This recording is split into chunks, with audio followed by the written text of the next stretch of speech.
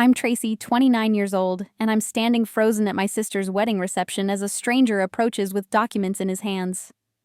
The man leans close and whispers something that makes my blood run cold. He knows about Rome, about what really happened 9 years ago when my family abandoned me on my 20th birthday. As wedding guests laugh and dance around us, I realize my carefully buried past is about to explode, threatening not just my sister's perfect day, but exposing family secrets that could destroy everyone. Before I tell you what happened, where are you watching from today? If this story resonates with you, please hit that like button and subscribe to hear more real-life family drama stories. Trust me, what my family did on my birthday was just the beginning of a nightmare that would take 9 years to unravel. Turning 20 was supposed to be special in our family. We had this tradition where milestone birthdays meant everyone gathered for a big celebration, complete with my mother's homemade chocolate cake and my father's terrible singing.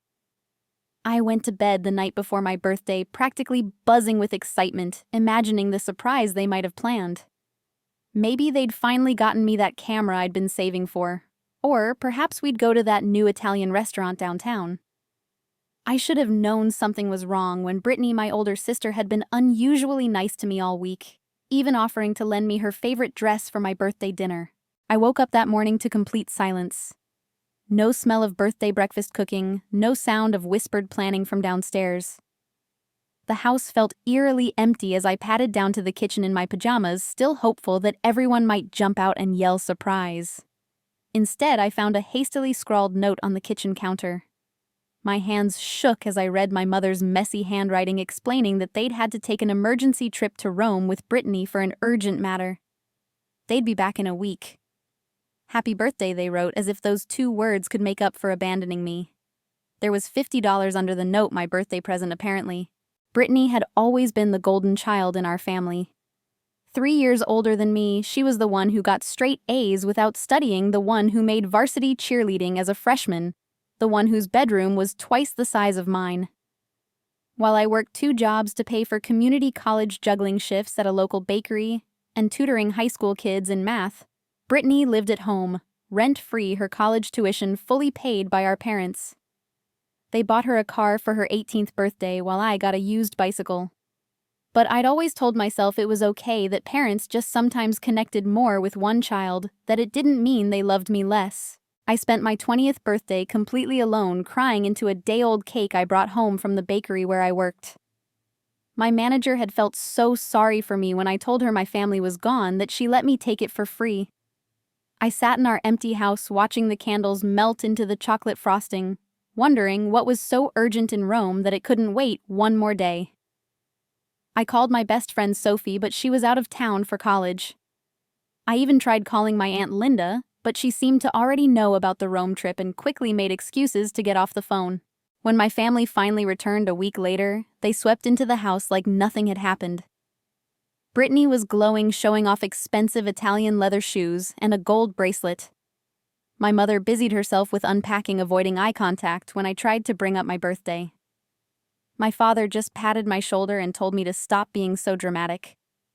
I was an adult now, he said, and adults didn't need their families to make a fuss over birthdays. The dismissal stung worse than the abandonment itself. The urgent matter I learned through Brittany's excited chatter at dinner was that she'd been invited to meet the family of some wealthy Italian businessman's son. Apparently, they'd connected online and he'd flown her and our parents out to meet everyone. It was a potential marriage opportunity. My mother gushed a chance for Brittany to marry into European wealth. They spent the entire dinner talking about the villa, the vineyard, the yacht, while I pushed pasta around my plate and wondered when I'd become so invisible to them. Brittany caught me alone in the kitchen later that night, her perfect smile twisted into something cruel. She dangled her new bracelet in front of me, letting the gold catch the light. She told me how they'd celebrated my birthday in a Michelin-starred restaurant in Rome, toasting to my absence. The family was better without me there, she said. More sophisticated, more cohesive. She'd always been jealous of my independence, she admitted, of how I didn't need our parents' money or approval. So she'd convinced them I wouldn't mind missing my birthday, that I was too mature and self-sufficient to care about family traditions. The revelation hit me like a physical blow. This wasn't neglect or thoughtlessness. This was deliberate cruelty. That night, I lay in my childhood bed staring at the glow-in-the-dark stars I'd stuck to the ceiling when I was 10, and I finally understood my place in this family. I wasn't the forgotten child or the less favored daughter.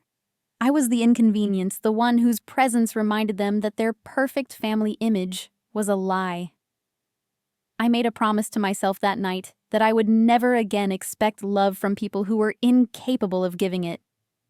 But I had no idea that my abandonment on my birthday was just the beginning, that the Rome trip held secrets that would eventually destroy everything they'd built their lies upon. 2 months after my birthday, everything changed on an ordinary Tuesday afternoon. I'd come home early from my bakery shift because of a power outage, expecting an empty house, since Brittany had been practically living at the gym lately for some new modeling opportunity.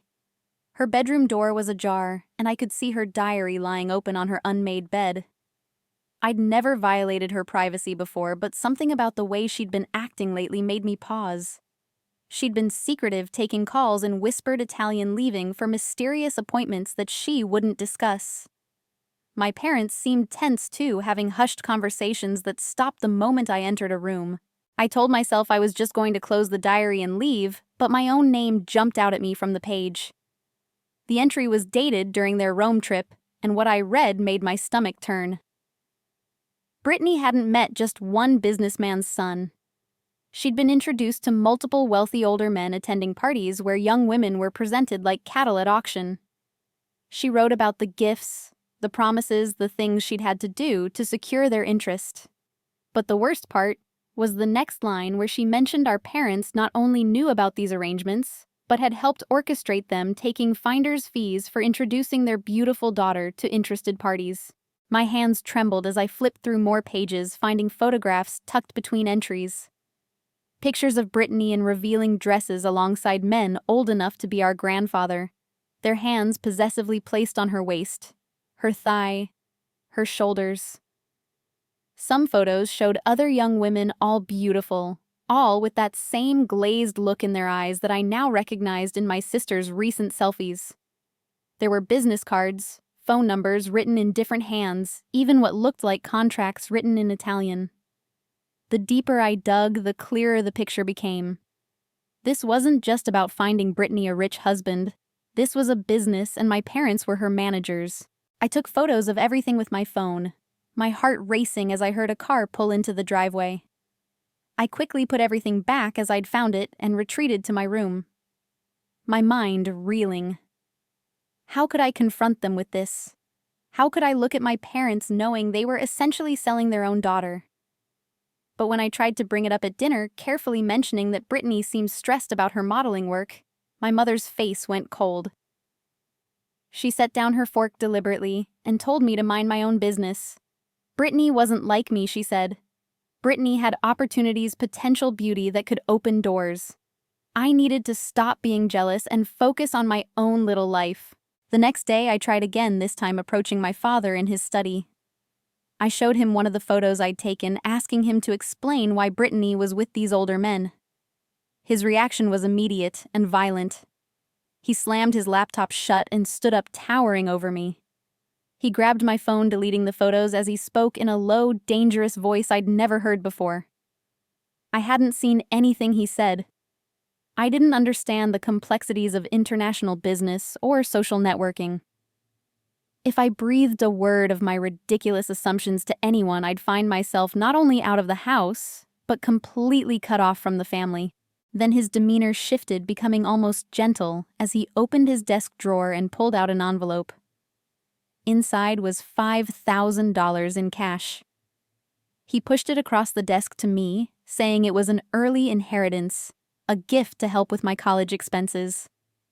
All I had to do was forget this conversation, forget what I thought I'd seen, and focus on my own future. The bribe was so blatant, so insulting that I almost laughed. But I took the money, knowing I'd need it for what was coming next, and nodded my agreement. He smiled, then satisfied that his problem child had been handled. Over the following weeks, I became a detective in my own home. I learned to check their email when they left laptops open, to listen at doors, to piece together the truth from fragments of overheard conversations. What I discovered was worse than I'd imagined. This wasn't just about Brittany. My parents were part of a larger network that recruited young women for wealthy clients promising modeling careers or marriage opportunities, but delivering them into situations that bordered on trafficking.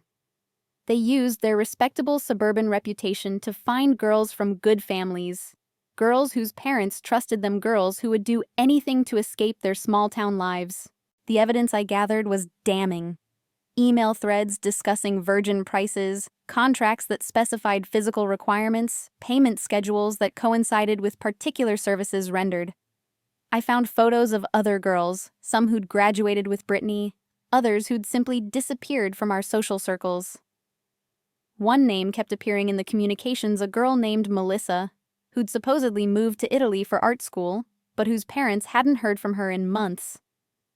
I screenshot everything, backed it up to multiple cloud services, and even mailed physical copies to a post office box I'd rented across town. My moral dilemma ate at me every day. These weren't just strangers being exploited, and even if they were, I couldn't stand by and do nothing. But Brittany was still my sister, and despite everything, part of me hoped she was a victim too manipulated by our parents into this life. I needed more evidence, more proof that would hold up if I went to the authorities. But I also needed to protect myself because I could feel the walls closing in. My mother had started going through my things when I was at work. My father monitored my computer usage. Even Brittany seemed to be watching me with calculating eyes. The breaking point came when Brittany confronted me in the bathroom one night. She'd noticed things moved in her room, she said, and she knew I'd been snooping. She grabbed my wrist hard enough to leave bruises and told me I had no idea what I was messing with. These weren't just wealthy businessmen, she hissed. These were connected people, dangerous people who wouldn't hesitate to make problems disappear. If I thought our parents were frightening when crossed, I should imagine what their business partners were capable of. Then she smiled that same cruel smile from my birthday and told me she'd already planted evidence on my work computer of me stealing from the bakery. One word from her, and I'd not only lose my job, but face criminal charges. That's when I realized the full extent of my family's corruption. They weren't just exploiting strangers. They were ready to destroy me to protect their operation. I had to make a decision that would change everything. I could stay silent and safe but complicit, or I could risk everything to stop them. Looking at my bruised wrist in the mirror, thinking of Melissa and all the other girls whose lives had been destroyed, I knew what I had to do. But first, I needed to be smarter than them. I needed allies' protection and a plan that would bring down their entire network without getting myself killed in the process. The retaliation came swiftly once they realized I wouldn't be their silent accomplice. First, it was subtle. My college financial aid was mysteriously flagged for review, holding up the funds I desperately needed for next semester's tuition. When I called the financial aid office, they mentioned that someone had reported discrepancies in my family's income statements. My parents denied any involvement, but my mother's satisfied smirk as I hung up the phone told me everything I needed to know. Within a week, I was forced to drop out, unable to pay for classes without the aid that had been frozen in bureaucratic limbo. The job at the bakery lasted another 2 weeks before Brittany made good on her threat. My manager called me into her office on a Wednesday morning, her face full of disappointment. There had been complaints, she said, about missing money from the register on my shifts. They'd reviewed the security footage, and while they couldn't prove anything definitively, they couldn't keep me on staff with such serious allegations. I tried to explain, to tell her about Brittany's threat, but how could I make anyone believe such an outlandish story? I packed up my apron and left, knowing my sister had not only planted the evidence, but also made sure to spread the rumors throughout our small town. With no job and no school, I couldn't afford my share of the rent anymore. My parents made a show of reluctantly telling me I needed to find somewhere else to live, that they couldn't enable my apparent downward spiral. They gave me 3 days to pack and get out. I spent those days frantically applying for jobs, but somehow word had already spread about the theft allegations. No one wanted to hire someone who couldn't be trusted with money. On my last night in the house, I loaded everything I owned into my beat-up Honda Civic, and drove to the darkest corner of a Walmart parking lot where I would spend the next 3 weeks living in my car. Those weeks were the hardest of my life. I showered at the gym using a trial membership until that ran out, then resorted to truck stop bathrooms and baby wipes. I ate peanut butter sandwiches and whatever was on clearance at the grocery store. I applied for every job I could find, walking into businesses with printed resumes, even when they weren't advertising openings. At night, I'd curl up in my back seat under every blanket I owned, terrified that someone would tap on my window and tell me to move along or worse. I kept my phone charged at the library where I spent hours using their computers to continue gathering evidence against my family's operation. My break came from the most unexpected place. I'd applied for a receptionist position at a small law firm, not expecting to hear back, given my current circumstances. But Diane Winters, one of the senior partners, had been intrigued by something in my cover letter. Maybe it was the desperation that leaked through despite my attempts at professionalism. Or maybe she recognized something in my carefully worded explanation for leaving my previous job. She called me in for an interview, and when I showed up in my least wrinkled outfit, dark circles under my eyes from another sleepless night in my car, she took one look at me and asked if I was in trouble. Something about her directness broke through my defenses. I found myself telling her everything from my birthday abandonment to the Rome discovery, from the threats to my current homelessness. She listened without interrupting, her expression growing harder with each detail. When I finished, she was quiet for a long moment before asking if I had any proof. I showed her some of the screenshots on my phone, watching her expression shift from skepticism to anger to determination. She hired me on the spot not just as a receptionist, but as someone she wanted to help. She even advanced me 2 weeks' salary so I could get a cheap motel room and clean up properly. Working at the law firm opened my eyes to how the legal system could be used both as a weapon and a shield. Diane became more than a boss. She became a mentor, teaching me about evidence-gathering, statute of limitations, and the complexities of prosecuting trafficking cases. She reviewed the evidence I'd collected, helping me organize it properly, and identifying what else we'd need to build a solid case. She also warned me that my family wouldn't give up easily, that people involved in these kinds of operations rarely went down without a fight. Her prediction proved terrifyingly accurate. The escalation began with seemingly innocent encounters. I'd see my father's car parked outside the law firm when I arrived in the morning, pulling away, just as I got close enough to see his face. My mother started showing up at the grocery store where I shopped, always in the next aisle, always watching.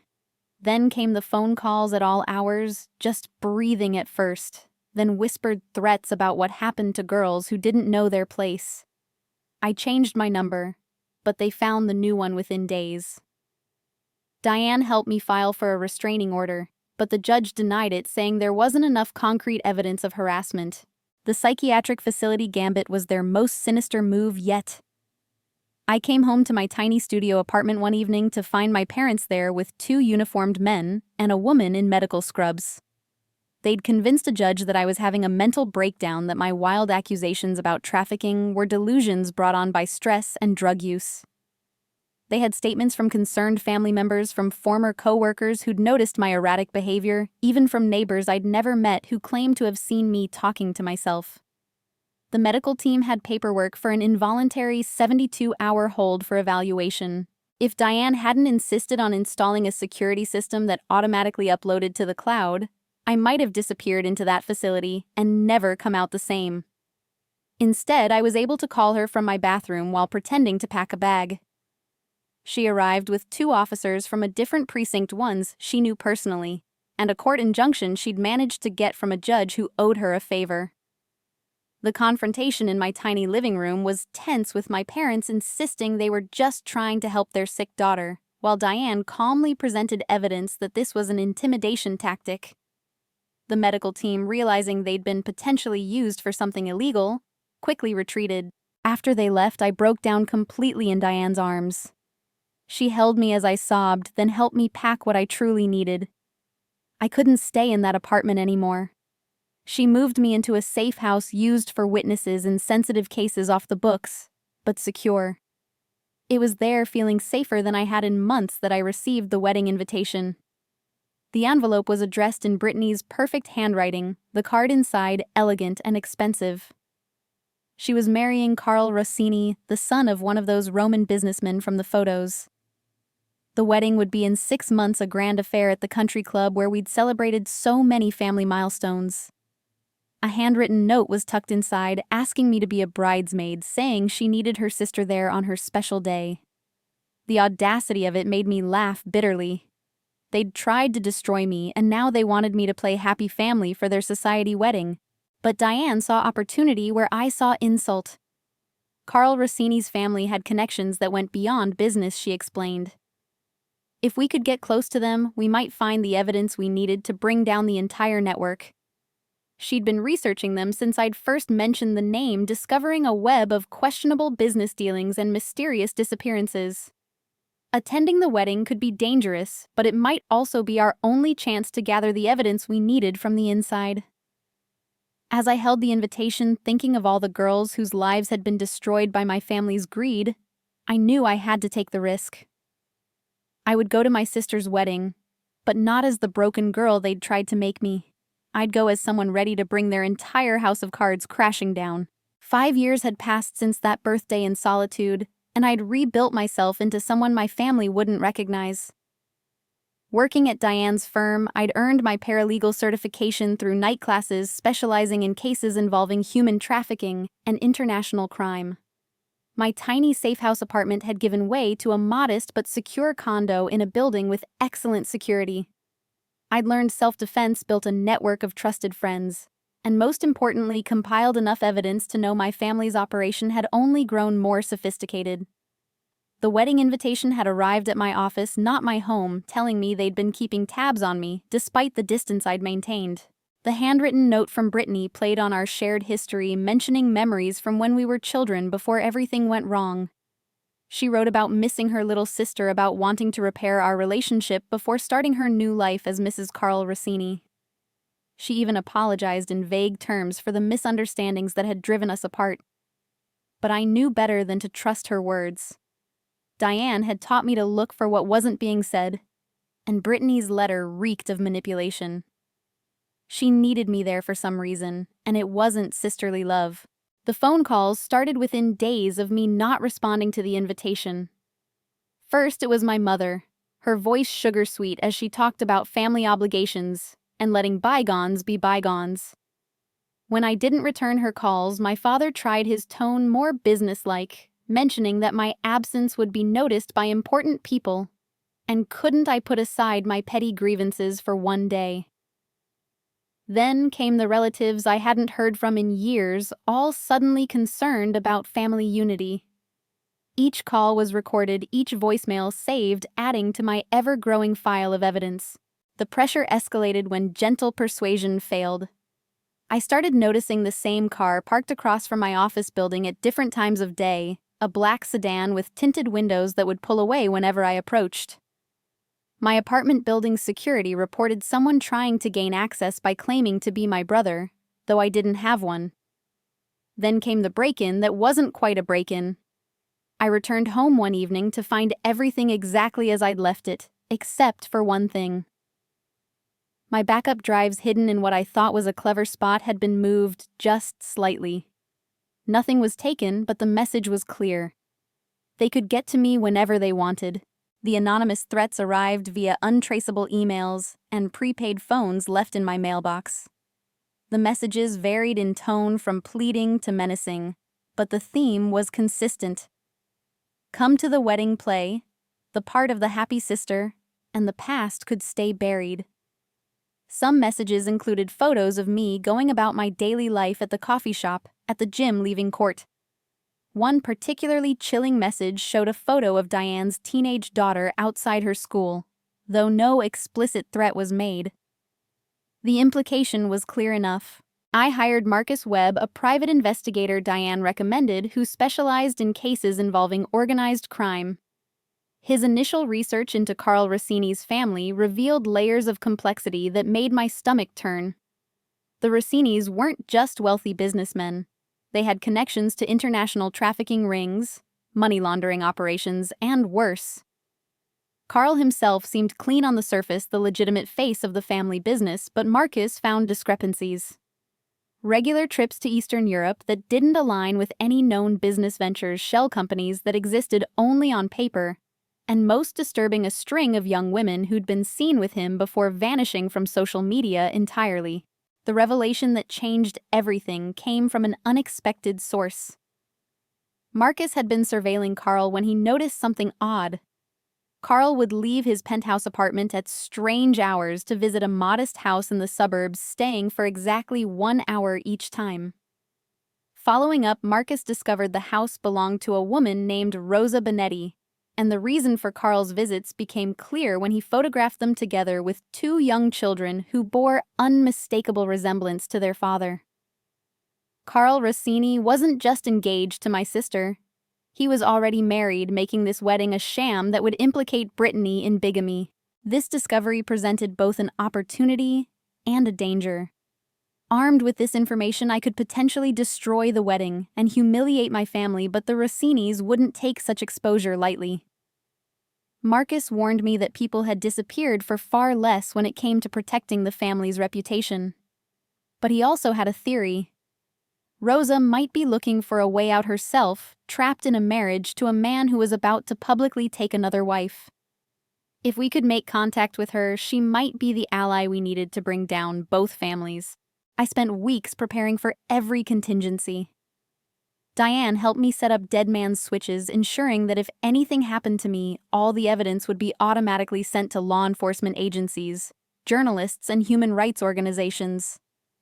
We created backup plans for backup plans, established safe words, and check-in protocols. I underwent more intensive self-defense training, learning not just to defend myself, but to fight back if necessary.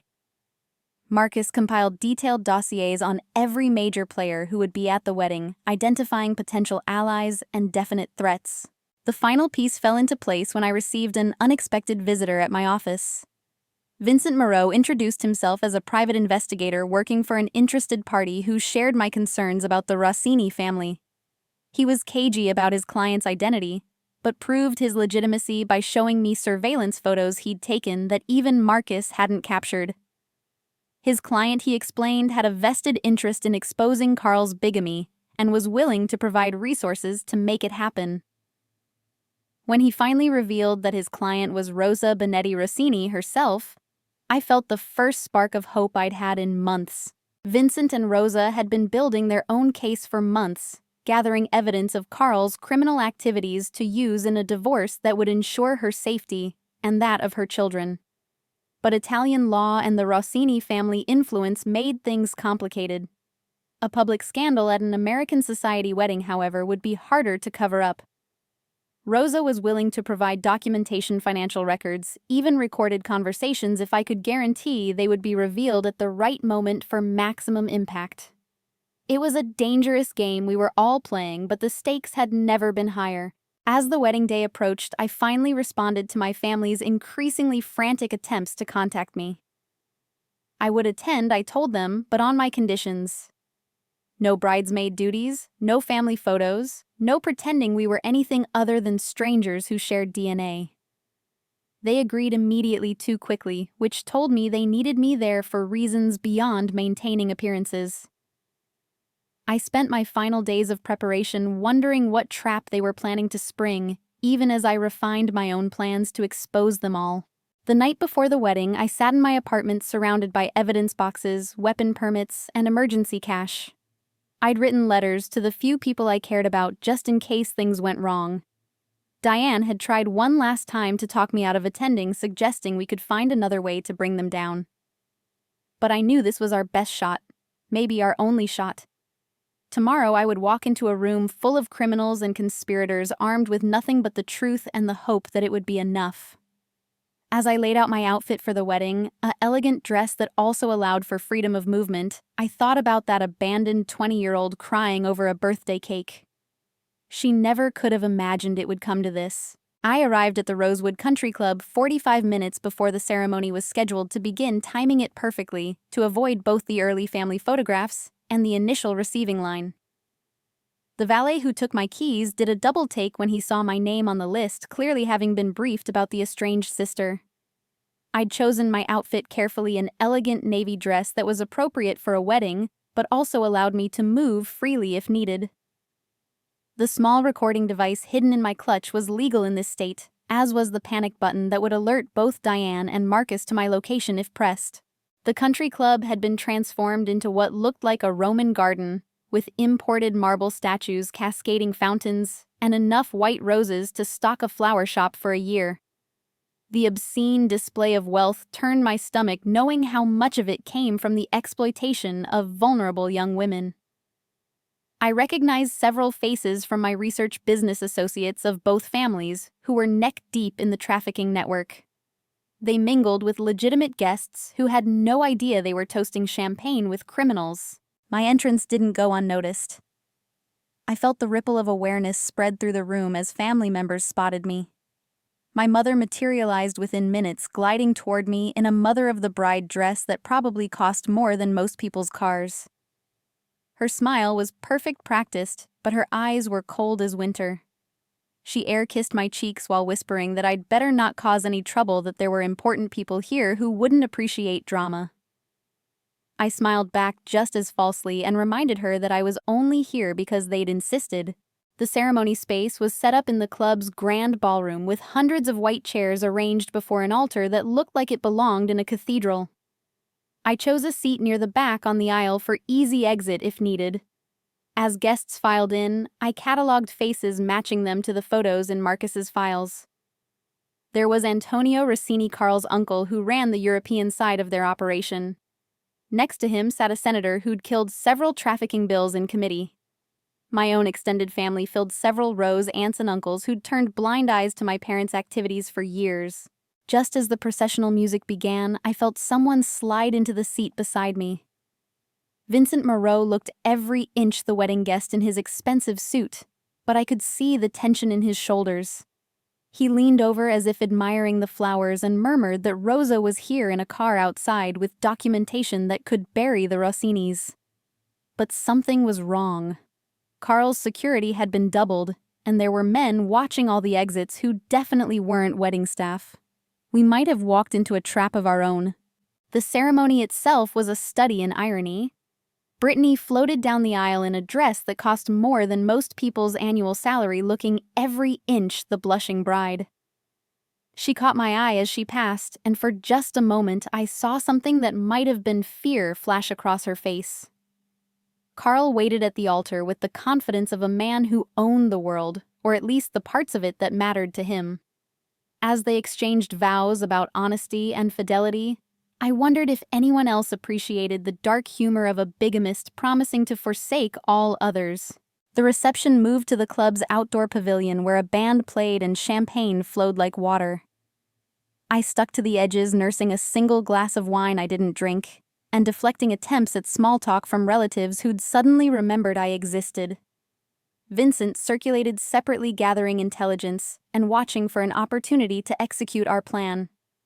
We'd agreed that the best moment would be during the speeches, when everyone's attention would be focused and recording devices would already be out. That plan shattered when Carl himself approached me at the dessert table. Up close, he was handsome in that polished way of men who'd never faced real hardship, but his eyes were reptilian as they assessed me. He thanked me for coming, said Brittany had been so worried I wouldn't make it. Then he leaned closer and said he'd heard I worked in law, now that it was admirable how I'd overcome my early struggles. The threat in his tone was subtle, but unmistakable. He knew who I was, what I was doing here, and he wanted me to know that he knew. Before I could respond, Vincent appeared at my elbow with perfect timing, introducing himself as an old friend from college. Carl's eyes narrowed slightly, recognizing another player in the game. The three of us stood there in a tense triangle, pretending to make pleasant conversation while sizing each other up. That's when Vincent played his card, mentioning casually that he'd been in Italy recently, in Carl's hometown actually, and wasn't it a lovely place to raise children? The blood drained from Carl's face so fast I thought he might faint right there next to the chocolate fountain. Carl excused himself abruptly, pulling out his phone as he strode away. Vincent watched him go with satisfaction before turning to me. He'd just lit a fuse, he explained. Carl would now be scrambling to check on Rosa and the children, dividing his attention and security at a crucial moment. But we had to move fast. He handed me a flash drive smaller than my thumb containing video files that Rosa had recorded of Carl discussing his family's operations, including names, dates, and details that would give prosecutors everything they needed. All I had to do was get it to the right hands. The moment of chaos we needed came sooner than expected. Carl returned looking thunderous, gathering his security team with urgent whispers. Something had spooked him beyond just Vincent's veiled threat. That's when I noticed Diane enter the reception with two companions who were definitely not wedding guests. Federal agents, she mouthed when she caught my eye. Someone had tipped them off about potential criminal activity at the wedding. Later, I'd learn it was Rosa herself using contacts from her previous life before Carl had trapped her in his world. As Carl's security teams scrambled to assess the federal presence, Vincent saw our opportunity. He stood up during a lull between speeches, raising his champagne glass as if to make a toast. But instead of well wishes, he announced he had a special wedding gift for the happy couple, something that would ensure their honesty and fidelity from this day forward. Before security could reach him, he'd connected his phone to the venue's AV system, and suddenly, Carl's voice filled the pavilion discussing the price of virgins in Eastern Europe. The reaction was instant pandemonium. Legitimate guests gasped in horror as the recording played, while those involved in the network began moving toward exits. But federal agents were already in position, blocking escape routes. Carl lunged toward Vincent but was intercepted by security, though it wasn't clear whose side they were on anymore. Brittany stood frozen at the head table, her perfect makeup running as she realized her fairy tale was collapsing. My parents tried to slip away in the chaos but found Diane and her federal friends waiting for them. In the midst of the chaos, I felt a hand grab my arm. It was Brittany, her carefully styled hair coming undone, her eyes wild. She dragged me behind a decorative screen, and for a moment I thought she might attack me. Instead, she broke down completely, babbling about how she didn't know how they'd lied to her, how she was a victim too. But I'd seen her diary, knew about her willing participation. When I pulled out my own phone to show her the photos I'd kept all these years, she went pale. Then her expression hardened, and she hissed that I'd destroyed her life, that I'd always been jealous of her beauty, her opportunities. I looked at my sister, this stranger who shared my blood, and felt only pity. I told her the truth she'd never wanted to hear. She wasn't special. She was just another pretty girl our parents had groomed and sold, too blinded by privilege to see her own cage. The only difference between her and the missing girls was that she'd been packaged for a higher market. Before she could respond, federal agents appeared to escort her away for questioning. The last I saw of her that day was her being led out in her wedding dress, the train dragging on the ground like fallen wings. Vincent's revelation through the speakers was just the opening salvo. As federal agents moved in and guests scrambled to understand what was happening, he connected a laptop to the venue's main screen, displaying document after document from Rosa's files. Financial records showing money transfers for human cargo contracts with coded language that clearly referred to trafficking operations. Photographs of young women at Rossini properties who'd later disappeared. Carl's voice continued to play, discussing expansion into new markets like he was talking about real estate rather than human lives. The legitimate guest's shock turned to horror, and then to rage as the full scope became clear. A judge's wife began screaming when she recognized her missing niece in one of the photos. A businessman who'd brought his teenage daughter grabbed a chair and had to be restrained from attacking Carl. Parents who'd thought they were attending a society wedding realized they'd been socializing with predators. Some tried to leave immediately, but federal agents needed everyone to stay for questioning, turning the reception into a crime scene. Brittany's meltdown was spectacular and public. As agents approached to detain her for questioning, she grabbed the microphone from the bandstand, mascara streaming down her face. She began a rambling speech about how she was the real victim, how I'd always been jealous of her, how I was destroying her happiness out of spite. But her words fell apart as she tried to explain away the evidence mounting on the screen behind her. When an agent finally wrestled the microphone away, she attacked him physically, her designer nails raking across his face before others restrained her. My parents' desperate attempt at damage control was almost pathetic.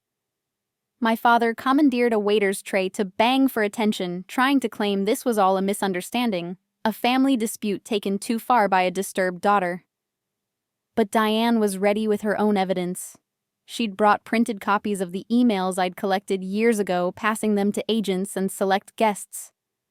The moment my father saw his own words about virgin prices being distributed, he made a break for the exit bowling over an elderly aunt in his desperation to escape. Physical violence erupted when Carl realized the walls were closing in. He grabbed a champagne bottle and smashed it against a table, wielding the jagged neck as he tried to fight his way to the exit.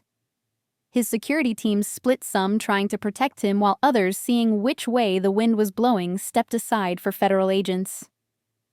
Vincent had to dodge the makeshift weapon, the broken glass catching his sleeve and drawing blood.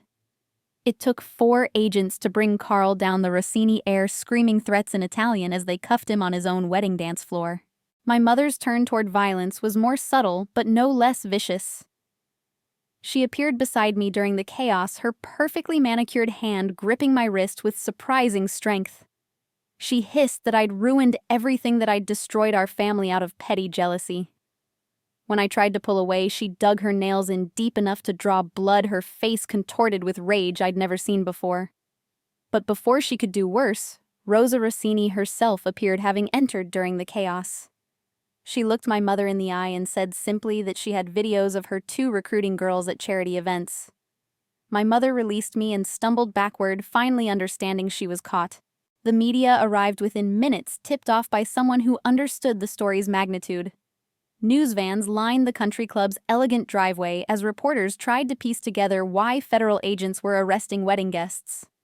Some enterprising soul inside had live-streamed part of Vincent's revelation, and clips were already going viral.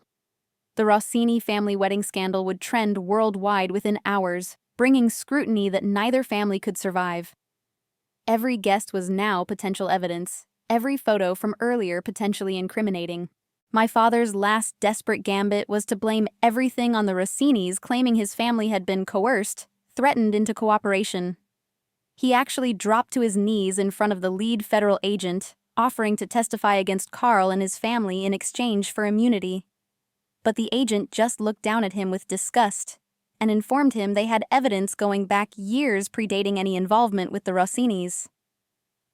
The trafficking network had started with my parents using their respected position in the community to recruit vulnerable girls. The Rossinis were just their biggest clients. As police began processing the scene, securing evidence, and taking statements, I stood in the ruins of what should have been my sister's happiest day. The chocolate fountain had been knocked over in the chaos, creating a dark river across the white marble floor. Wedding flowers were trampled, their petals mixing with broken champagne flutes. The band had long since fled, leaving their instruments abandoned on the stage. It looked like a war zone designed by a wedding planner, which wasn't far from the truth. Carl made one last attempt at intimidation as agents led him past where I stood with Diane. He lunged toward me, straining against his handcuffs, snarling that I had no idea what I'd done, that his family had resources I couldn't imagine, that I'd spend the rest of my short life looking over my shoulder. But Vincent stepped between us, calmly informing Carl that Rosa had already frozen all his accounts, and that his family's other enemies were already moving against them now that they showed weakness. Carl's bravado crumbled as he realized he'd lost not just his freedom, but the protection his family name had always provided. Brittany was the last to be taken away, still in her wedding dress, but now accessorized with handcuffs. As agents escorted her past me, she stopped, and for a moment I saw my sister again, not the cruel stranger she'd become. She asked me if I was happy now, if destroying her life had made me feel better. I told her the truth, that I felt no joy in this, only relief that no more girls would suffer because of our family's greed. She laughed bitterly and said I was naive if I thought this would end anything, that there would always be men willing to buy and families willing to sell. Maybe she was right, but at least these particular monsters would face justice. The country club looked like a disaster zone as the last of the arrests were made. Over 30 people had been detained for questioning, with more warrants being issued based on evidence found at the scene. The wedding that had cost hundreds of thousands of dollars had become the most expensive sting operation in state history. Though, that hadn't been the original plan. As I gave my statement to federal agents, careful to include every detail I'd collected over the years, I thought about all the missing girls whose families might finally get answers. The sun was setting by the time I was free to leave, painting the sky the same shade of pink as the roses that now littered the ground. Diane waited for me by her car, looking exhausted but satisfied. She'd been working with federal prosecutors for months, she admitted, building a case that my wedding appearance had perfectly capped. Vincent joined us, his sleeve bandaged but his spirits high. Rosa was safe, he reported, already in protective custody with her children, and armed with enough evidence to ensure Carl would never threaten them again. As we drove away from the ruins of my sister's wedding, I felt something I hadn't experienced in years. Not happiness exactly, but a loosening of the weight I'd carried since my 20th birthday. The family that had abandoned me, threatened me, tried to destroy me, was finally facing consequences for their actions. It had taken 9 years, but justice had arrived dressed in federal badges rather than wedding white. The traumatized 20-year-old who'd cried alone on her birthday couldn't have imagined she'd be the one to bring down an international trafficking ring. But sometimes the people who've been most hurt are the ones who fight hardest for justice. The aftermath of the wedding became national news within 24 hours. Videos of Carl wielding the broken champagne bottle, my father on his knees begging for immunity, and Brittany's mascara-streaked meltdown played on every major network. Legal experts dissected the trafficking network on cable news, while social media exploded with theories and revelations. 3 of the missing girls were found alive within a week, rescued from properties owned by Rossini shell companies. Their testimonies added weight to an already overwhelming case, and I watched from my secure location as my family's empire of exploitation finally crumbled. The trial preparations required me to relive every painful memory in depositions and meetings with prosecutors. I spent months in witness protection, moved between safe houses, while the Rossini family's remaining associates were rounded up. Diane stayed by my side through it all, helping me process not just the legal aspects, but the emotional trauma of testifying against my own family. The girl who'd once cried alone in a bakery uniform was gone, replaced by a woman who could face her abusers in court without flinching.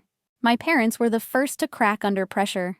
Faced with mountains of evidence and the prospect of life sentences, they each rushed to make deals, betraying each other in the process.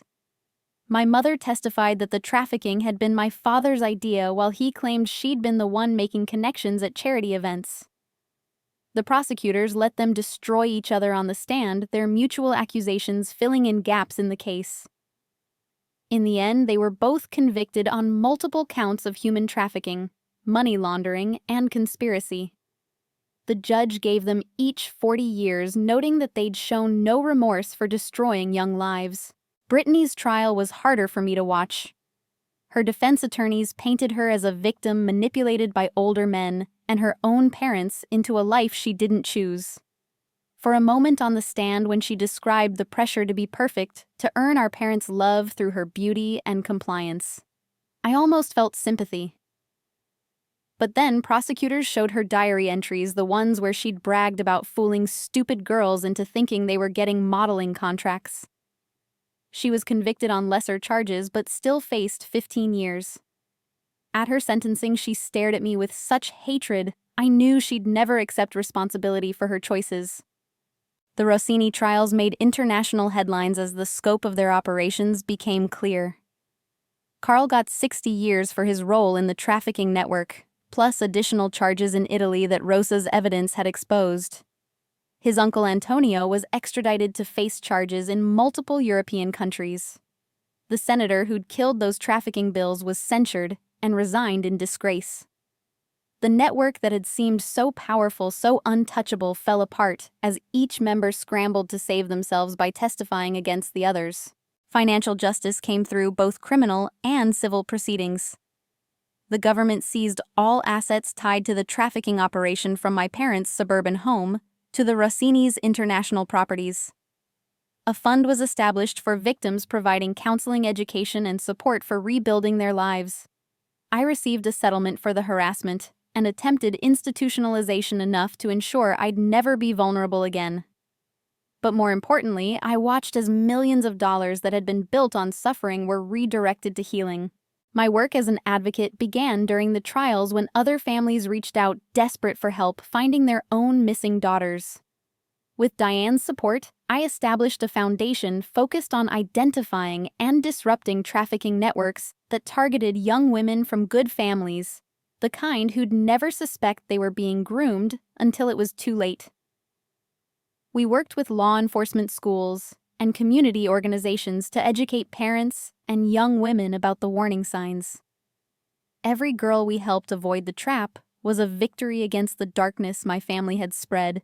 The speaking engagements started small, talking to local women's groups about recognizing predators who hide behind respectability.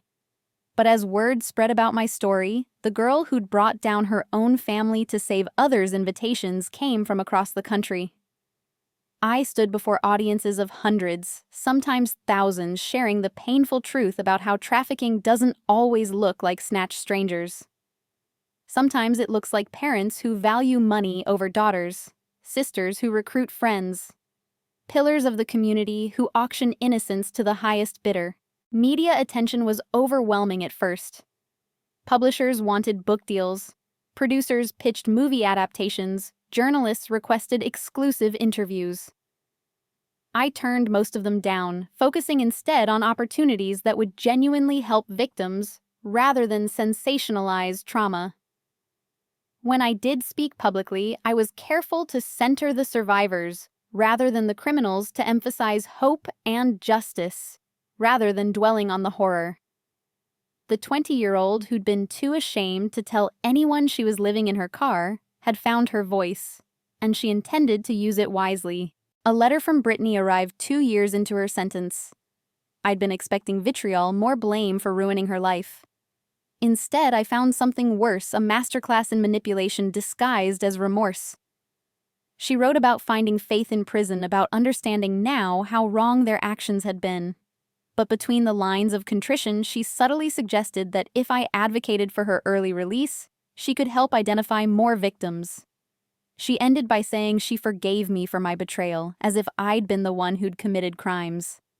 I forwarded the letter to her prosecutors, who added it to her file as evidence of continued manipulative behavior.